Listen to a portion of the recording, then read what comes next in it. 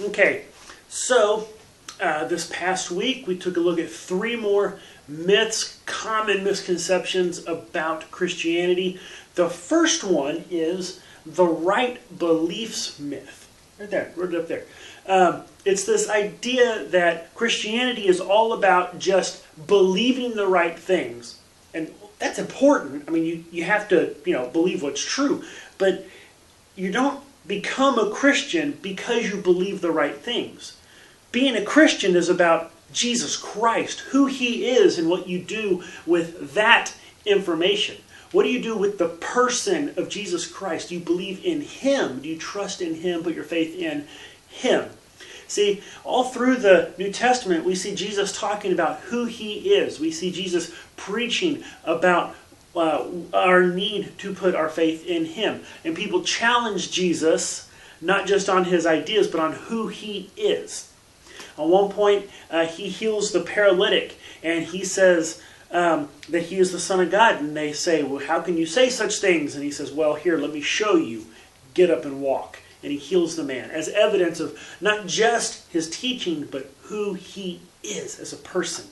Whenever He's on trial at the Sanhedrin, the challenge before Him is, who are you? Are you the Christ?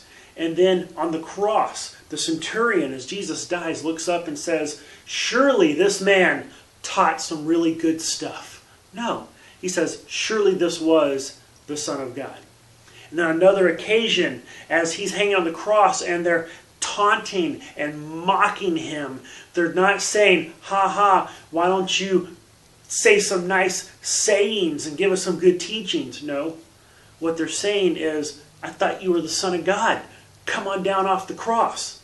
So even His critics, even His enemies, His opponents, are attacking the very person that Jesus Christ is, because that's central to Christianity. Christianity is not just about having the right beliefs. It's important that we believe correctly, but it's vital. The defining thing about Christianity is believing who Jesus Christ said that He is.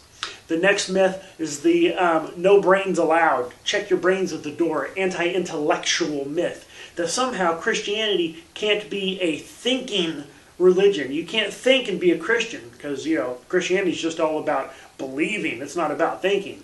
Well, that's just completely false. All through the Bible, you see places where we are told to think. Love the Lord your God with all of your heart, your soul, your mind, and your strength. In the book of Acts, it says that Paul's normal routine is that he would go into the synagogue and he would reason with the Jews and teach them about Jesus Christ. Whenever he goes into the town of Thessalonica, he comes in and he preaches and teaches from the synagogue.